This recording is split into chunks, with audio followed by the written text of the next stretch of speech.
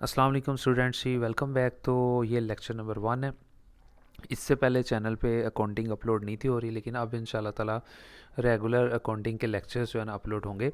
तो आपने जिस तरतीब से मैं वीडियोस को अपलोड करूँगा, आपने इसी तरतीब से लेक्चर लेने, क्योंकि बेसिक्स हैं ये। जब तक आप ये बेसिक्स लेक्चर्स नहीं लेंगे आपको कोई चैप्टर समझ नहीं आएगा। इसलिए आपने बड़ी तरतीब से, जिस तरह मैं आपको लेक्चर दूंगा तो उसी तरह से आपने ये लेक्चर लेने।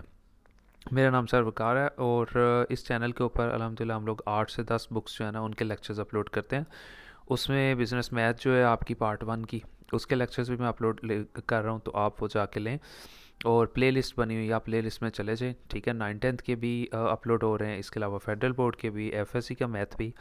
तो बाकी आप लोगों से रिक्वेस्ट है कि आप चैनल को ज़रूर सब्सक्राइब कीजिएगा और वीडियो को आपने स्टार्ट से एंड तक ज़रूर देखना चाहिए। ले जी, स्टार्ट करते हैं। सबसे पहले आईकम पार्ट 1 के अंदर, क्योंकि हम अकाउंटिंग बहुत से स्टूडेंट्स के लिए मुश्किल होती है क्योंकि नई चीज़ है, लेकिन आपने इन कॉन्सेप्ट्स की जो है ना हेल्प लेनी है और इंशाल्लाह आपका बड़ा अच्छा सा जो है ना कवर हो जाएगा और पूरे नंबर आएंगे। देखें, अकाउंटिंग की जो बेस है ना वो 5 चीज़ों के ऊपर है, ठीक है। बेसिस ऑफ अकाउंटिंग सबसे पहले आपको पता होना चाहिए जी। एसेट्स है, एक्सपेंस है, कैपिटल है, लाइबिलिटी है और रेवेन्यू है। यानी ये वो 5 चीज़ें हैं जिनके बारे में आपको बड़े अच्छे से पता होना चाहिए। ये आपने याद करने हैं, मतलब 5 बेसिस ऑफ अकाउंटिंग, यानी कि अकाउंटिंग जो है इन 5 चीज़ों की बेस के ऊपर खड़ी हुई है। ये 5 ऐसी चीज़ें हैं जो हम लोगों को अकाउंटिंग को समझने में मदद देती है। अब सबसे पहले एसेट्स क्या होता है उसके बारे में मैं आपको नीचे एक्सप्लेन किया हुआ है कि एसेट हर वो चीज़ जो कोई भी बिजनेस ना अपने पास रखता है, यानी उसको बेचता नहीं है उस चीज़ को, बस उसको अपने यूज़ में रखता है, उसका इस्तेमाल करता है और उससे फ़ायदा हासिल करता है। जैसा कि मैंने नीचे बहुत सी एग्जांपल दी, जैसे कार है। अब एक बिज़नेस है, उसने मतलब गाड़ी वगैरह रखी हुई है, उसमें सामान एक जगह से वो दूसरी जगह लेके जाता है। अब गाड़ी को उसने बेचना थोड़ी है, अपने इस्तेमाल के लिए रखा हुआ है, उसको फ़ायदा होता है, प्रॉफिट होता है, उससे चीज़ें बिकती हैं, माल एक जगह से दूसरी जगह जाता है, तो जो गाड़ी है वो उसका एसेट है। इसी तरह वो उसने मशीनरी रखी हुई है, ज़ाहिर है वो मशीनें ज़ाहिर है उसने रखी हुई हैं, अपना प्लांट वगैरह उसने लगाया हुआ है, मशीन है, कोई प्लांट है, वो सारा उसने वहाँ लगाया हुआ है जिसमें वो चीज़ें बनाते हैं। अब ज़ाहिर है वो चीज़ें बनाते हैं उस चीज़ में, मशीनों में, तो मशीन है उस जो मशीन्स है वो उसकी जो है एसेट्स हो जाएगी। इसी तरह जो लैंड है, अब जाहिर है ये मशीनें उसने किसी जगह पे लगाई होंगी, हवा में तो नहीं रखी होंगी ना स्पेस में, किसी ज़मीन में रखी होंगी ना, कोई ज़मीन को जगह वगैरह ली होगी, तो लैंड वो जाहिर है वो भी एसेट है, उसको बेचेगा नहीं, उसको यूज़ करेगा।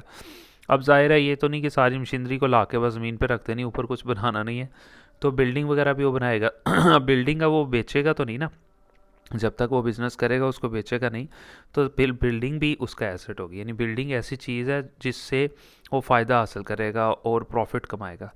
इसी तरह कैश, ज़ाहिर है कैश है, कैश के बगैर तो आपको पता है कोई भी जो है ना बिज़नेस नहीं चलता है, तो कैश भी हमारा एसेट है, उसकी मदद से ही हम लोग कैश से फ़ायदा हासिल करते हैं, अपनी ट्रांजेक्शन्स को पूरा करते हैं। इसके अलावा अकाउंट रिसीवेबल।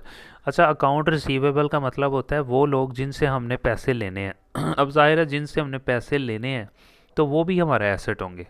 उसको अकाउंटिंग की टर्म में 2 नाम है उसके, उसको डेटर डेटर भी कहते हैं और साथ अकाउंट रिसीवेबल भी कहते हैं। यानी डेटर भी कहते हैं, ये डेप्टर लिखा हुआ ना, लेकिन यहाँ पे 20 आकन है, डेटर पढ़ना है आपने। इसे डेटर भी कहते हैं और अकाउंट रिसीवेबल भी कहते हैं। अकाउंट रिसीवेबल और डेटर ये दोनों एक ही है, 2 लफ्ज़ इसकी जगह यूज़ होते हैं। अब अकाउंट रिसीवेबल का मतलब भी ये होता है कि वो लोग जिनसे हमने पैसे लेने हैं तो वो भी हमारा एसेट्स होते हैं। ज़ाहिर है आपने किसी से पैसे लेने हैं तो वो आपका एसेट होगा। उसके अलावा फर्नीचर वगैरह आपने रखा होता है, ज़ाहिर है अपने बिज़नेस में बैठने के लिए, ज़ाहिर है जो भी आएगा चीज़ को ख़रीदने या बेचने, तो उसको ये तो नहीं बस खड़े रखना है, तो फर्नीचर वगैरह मीटिंग वगैरह के लिए, ठीक है, चेयर्स वगैरह फर्नीचर, ये भी हमारा ज़ाहिर है फर्नीचर को बेचने के लिए थोड़ी रखा हुआ है, तो हमारा एसेट है। इसके अलावा बिल रिसीवेबल। अब बिल रिसीवेबल क्या होता है कि मतलब आपने किसी को बिल भेजा है लेकिन अभी तक वहाँ से पेमेंट नहीं आई उस बिल की, तो ज़ाहिर है अपने उससे भी पैसे लेने हैं ना, तो वो आपके लिए वो एसेट है, तो उसको कहते हैं बिल रिसीवेबल। तो ये नाम आपने अच्छे से याद कर लेने हैं कि ये चीज़ें एसेट है और एसेट का मतलब क्या होता है, ठीक है जी। उसके बाद जो दूसरी चीज़ है वो एक्सपेंस है। अब एक्सपेंस क्या, हर खर्चा जो बिज़नेस ज़ाहिर है चलाने में हम लोग करते हैं, कोई भी खर्चा है, कोई भी खर्चा है, अभी फॉर एग्ज़ाम्पल बिल आ गया, ये भी एक एक्सपेंस है, गैस का आ गया, टेलीफोन का आ गया, ठीक है, कोई भी बिल आ गया, जाहिर है वो हमारा एक्सपेंस है। इसके अलावा आपने कोई सफाई वगैरह के लिए कोई वहाँ बंदा रखा हुआ है जिसे क्लीनिंग एक्सपेंस कहते हैं, क्लीन करने के लिए, सफाई वगैरह के लिए, तो क्लीनिंग एक्सपेंस, ये भी एक्सपेंस है। लेबर, आपने कोई मज़दूर वगैरह लगाए हुए हैं, ईंटें वगैरह लेके आ रहा है, बिल्डिंग बन रही है, वो भी एक्सपेंस है। वेजिस का मतलब भी दिहाड़ी होता है। कोई दिहाड़ी पे आपने ठेके पे मज़दूर वगैरह लगाए हैं, उनको आपने पैसे देने हैं। सैलरी, ज़ाहिर है आपने अंदर जो स्टाफ रखा हुआ है उसको सैलरी आपने देनी है, वो भी आपका एक्सपेंस। आपकी बिल्डिंग अपनी नहीं है, रेंट पे ली हुई है, तो ज़ाहिर है रेंट अगर आपने देना है तो वो आपका एक्सपेंस है। इसके अलावा ट्रांसपोर्ट, वो फॉर एग्जाम्पल आपने कोई चीज़ मंगवाई है, तो ज़ाहिर है वो जब आप चीज़ वो लेके आएगा वो आपसे पैसे मांगेगा, तो आपका वो खर्चा है, ज़ाहिर है आपने एक्सपेंस देना है, उसको पैसे देने हैं, ट्रांसपोर्ट का खर्चा है। इसके अलावा स्टेशनरी में मतलब ये कापियाँ, ठीक है, पेंसिलें वगैरह, और इसके अलावा छोटी मोटी जो चीज़ें आ जाती हैं ना बाल पॉइंट्स वगैरह, और मतलब लिखने से रिलेटेड, इसे कहते हैं स्टेशनरी का सामान, छोटी मोटी चीज़ें जो है रबड़, शार्पनर वगैरह, गम वगैरह, पेपर वगैरह, उसे कहते हैं स्टेशनरी। ज़ाहिर है वो फ्री तो नहीं देता कोई भी, तो वो भी हमारा एक्सपेंस है। इसके अलावा ट्रैवलिंग एक्सपेंस, ट्रैवलिंग एक्सपेंस का मतलब होता है अगर आपने एक जगह से दूसरी जगह जाना है तो फिर इसे कहते हैं ट्रैवलिंग एक्सपेंस। ज़ाहिर है किराया दे के जाना है, तो ज़ाहिर है ये भी हमारा एक्सपेंस है। इसके अलावा अगर आपकी चीज़ों को, खुदा ना खास्ता बिज़नेस की चीज़ों को आग लग गई, इसे कहते हैं लॉस बाय फायर, यानी नुकसान हो गया आग की वजह से, तो ये भी हमारा एक्सपेंस होता है। इसके अलावा डिस्काउंट अलो, देखिए दो डिस्काउंट होते हैं, एक होता है डिस्काउंट रिसीव और एक होता है डिस्काउंट अलो। डिस्काउंट अलो का मतलब ये होता है कि ये वो डिस्काउंट है जो हम लोग देते हैं किसी को। अगर हमारे पास कोई चीज़ मतलब लेने आता है, तो हम लोग को क्या करते हैं, उसे कहते हैं यार चलें कोई बात नहीं, 100 रुपये की थी ना, आप मुझे 90 रुपीज़ दे दें। ये जो 10 रुपये हम लोगों ने छोड़े हैं ना, ये ऐसे ही छोड़ दिए बस। तो ज़ाहिर अगर हम लोगों ने 10 रुपये छोड़े हैं तो वो हमें समझे नुकसान है, वो उसको कहते हैं डिस्काउंट अलो। ये हमारा एक्सपेंस होता है, जो ऊपर वाले 10 हम लोगों ने छोड़ दिए ना, इसको कहते हैं डिस्काउंट अलो। ठीक है जी, और ये भी हमारा है। इसके अलावा आपने किसी से, बैंक से या किसी भी आदमी से आपने कर्ज़ा लिया हुआ था, ठीक है, मतलब लोन लिया हुआ था। अब बिज़नेस में ये होता है मसला सबसे बड़ा कि जब आप लोन लेके आते हो ना, वो कहते हैं जनाब लोन तो आपने देना ही देना है, आपकी मेहरबानी, आप गायब ना हो जाइएगा। ये सबसे बड़ा मसला ये है कि इसके ऊपर सूद भी देना, ज़ाहिर है वो हराम है, लेकिन क्या करें, आपकी बुक्स में है तो फिर करना पड़ेगा। लेना नहीं है, सिर्फ पढ़ना ही है। देखिए फॉर एग्जांपल आपने 1 लाख रुपया लेके आया बैंक से, आपने कहा जी मैं 1 साल के बाद आपको ना पैसे दे दूंगा, तो बैंक ये कहा जनाब 1 मिनट है जाए, यहाँ बैठे चाय शाय पिए, ये जो 1 लाख रुपये ये तो आपने देना ही देना है। हर महीने आपने 1,000 रुपया अलग से सूद भी देना है। तो वो जो आप अलग से सूद देते हैं ना हर महीने, ठीक है, उसको इंटरेस्ट कहते हैं। तो अब ज़ाहिर है आपने अगर वो देना है तो वो भी आपका एक्सपेंस है, खुशी से तो नहीं आप दे रहे।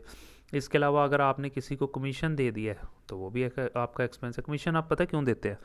फॉर एग्ज़ाम्पल आपका एक बिज़नेस है और आप जो है ना, आप एक बंदा रख लेते हो, उसको कहते हो यार तू मेरी जितनी ज़्यादा चीज़ें बेचेगा ना, उतना ज़्यादा तो एक कमीशन दूंगा। फॉर एग्जांपल मेरी बाइक्स की कोई भी शॉप है, मैं कहता हूँ यार तू अगर एक बाइक जो है ना बेचेगा ना, किसी भी क्लाइंट को ला के उसको मुतमिन करो, ठीक है, उसको सेटिस्फाई करो, तो मैं 2,000 रुपये तुझे दे दूँगा। अब उसने जनाब मुतमिन कर लिया, किसी को ला के वहाँ पर जनाब सेटिस्फाई कर लिया, तो मैंने उसको कमीशन दे दिया। ये जो कमीशन है ये मुझे एम ही पड़ गया, इसको कहेंगे एक्सपेंस। उसके बाद ड्राइंग। अच्छा ड्राइंग पता क्या होता है? ये भी एक्सपेंस है। ड्राइंग होता क्या है, जो मालक होता है ना बिज़नेस का, वो अलग है और बिज़नेस अलग है, ठीक है ना। तो जब मालक जो है ना बिज़नेस के अंदर से कुछ पैसा ले ले या कोई चीज़ें वगैरह ले ले अपने इस्तेमाल के लिए, अपने घर के इस्तेमाल के लिए ना, तो फिर उसको कहते हैं ड्राइंग, ठीक है। यानी कि वो पैसा या चीज़ें जो मालक अपने इस्तेमाल के लिए जो है ना बिज़नेस से निकालता है, उसको कहते हैं ड्राइंग।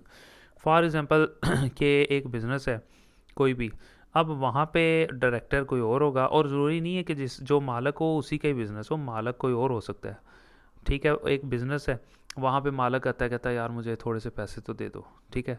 तो वो बंदा जो है ना, मैनेजर जो है उसको पैसे दे देता है, और वो लिख लेगा कि जनाब इतने पैसे बिज़नेस में से कम हो गए हैं, यानी इतने पैसे मालक ले गया। तो जाहिर है वो जो मालक पैसे लेके गया या चीज़ें लेके गया, कोई भी चीज़ ले गया, जो मालक बिज़नेस में से लेके जाता है, जो खुद मालक है, अगर वो बिज़नेस में से चीज़ें निकाल लेता है या पैसे ले लेता है, उसको कहते हैं ड्राइंग, और ये भी हमारा एक्सपेंस होता है। ये चीज़ें आपने याद रखनी है। उसके बाद आ गया जी कैपिटल। अब कैपिटल क्या है? हर वो चीज़ जो मालक अपने बिज़नेस को दे ताकि बिज़नेस जो है ना वो चले। मतलब कैपिटल क्या है? कोई भी चीज़, दुनिया की कोई भी चीज़ जो मालक बिज़नेस में ला कर रख देता है वो कैपिटल है।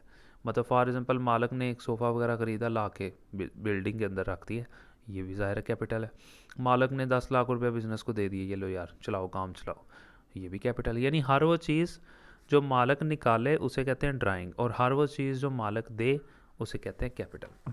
उसके बाद आ गया जी लाइबिलिटी। लाइबिलिटी वो है जो ज़िम्मेदारी है, जो किसी भी बिज़नेस को पूरी करनी है, बिज़नेस को चलाने के लिए, ठीक है ना। लाइबिलिटी को वैसे भी ज़िम्मेदारी ही कहते हैं, ठीक है। अब लाइबिलिटी का मतलब ये है कि आपने अगर बिल्डिंग ली हुई है रेंट पे, तो और आपने रेंट देना है, तो उसे कहते हैं रेंट पेएबल।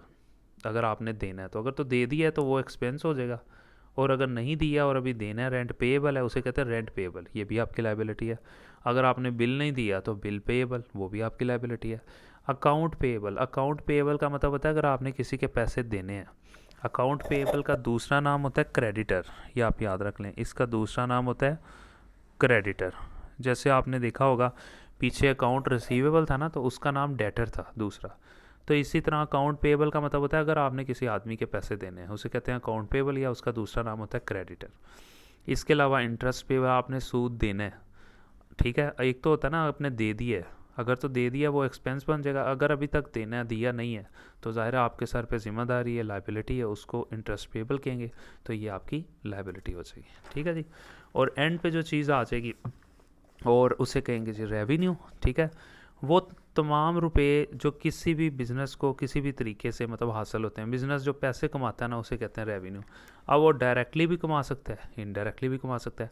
देखिए एक बिज़नेस था, वो फॉर एग्जांपल फर्नीचर का काम करता है, फर्नीचर तैयार करके देता है, लेकिन उन्होंने 2 बिल्डिंग्स ना किसी को रेंट पे दी हुई है, वहाँ से भी पैसा आ रहा है।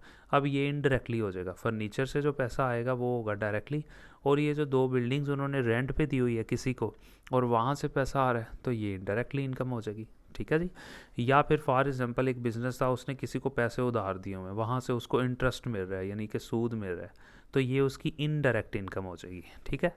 तो यहाँ मैंने आपको सारा नीचे लिख दिया। फॉर एग्जांपल वो चीज़ें सेल करके जो पैसे कमा रहा है वो भी रेवेन्यू है। उसने कोई रेंट पे बिल्डिंग दी हुई है, रेंट रिसीव किया है, अगर तो रेंट पे किया है वो एक्सपेंस है, और रेंट रिसीव कर लिया है तो ये रेवेन्यू है। कमीशन रिसीव किया, फॉर एग्जांपल एक बिज़नेस है, उसने किसी का काम करके दिया है, उसको कमीशन मिला है, तो इसे कहेंगे कमीशन रिसीव। इसके अलावा इंटरेस्ट रिसीव, इंटरेस्ट का मतलब यही होता है कि मतलब फॉर एग्जांपल किसी ने सूद जो है ना वो रिसीव किया, फॉर एग्जांपल हमारा बिज़नेस था, ठीक है, उसने वहाँ पे जो है ना इंटरेस्ट को रिसीव कर लिया, तो ये भी उसके लिए रेवेन्यू है। यानी इसके अलावा डिस्काउंट रिसीव, आप कोई चीज़ ख़रीदने गए हो, आपका बिज़नेस कोई चीज़ ख़रीदने गया और वहाँ पे जाके उन्होंने आपको डिस्काउंट दे दिया, उन्होंने कहा चलें ये चीज़ जो है इतने की थी, चलें आप इतने कम दे दें, वो जो पैसे छोड़े हैं ना उसको कहते हैं डिस्काउंट रिसीव, ठीक है। तो ये आपका रेवेन्यू हो जाएगा। यानी हर वो चीज़, हर वो पैसे जो आप डायरेक्टली या इनडायरेक्टली कमाते हो ना, उसको कहते हैं रेवेन्यू। आई होप कि आपको ये पहला लेक्चर बड़े अच्छे से समझ आया होगा। ये 3-4 कोशिश करूँगा कि 2-3 बेसिक लेक्चर्स बनाओ, उसके बाद आपको डायरेक्ट जो है ना क्वेश्चंस करवाने शुरू कर दूँगा। तो बाकी आप लोगों से रिक्वेस्ट है कि आप चैनल को जो सब्सक्राइब कीजिएगा, और इसी तरह तरतीब से आपने लेक्चर्स लेने हैं। ये मैंने आपको पूरी समरी यहाँ पे बता दी, जो आपकी पूरी बुक के अंदर जो है ना उसने बड़े मुश्किल वर्ड्स में लिखा हुआ है, किस तरह से करना है, क्या पैटर्न होगा, वो सारा साथ साथ वीडियोस में हम लोग चलते रहेंगे लेके। बाकी लाजमी खुद भी सब्सक्राइब करें, अपने दोस्तों को लिंक ज़रूर शेयर करें। चैनल का प्लेलिस्ट बनी हुई है, उस प्लेलिस्ट के अंदर आप अगर आईकॉम के स्टूडेंट है तो बिज़नेस मैथ की प्लेलिस्ट बनी हुई है आईकॉम पार्ट 1 के नाम से, ठीक है। बिज़नेस मैथ वहाँ लिखा होगा, वहाँ पर जाएँ और तरतीब से क्वेश्चन नंबर 1, 2, 3 जो है ना वहाँ पे मैं अपलोड कर रहा हूँ, तो आप वहाँ जाके लेक्चर्स लें और इंशाल्लाह आपको बड़े अच्छे से समझ आएगा जी। Thank you so much.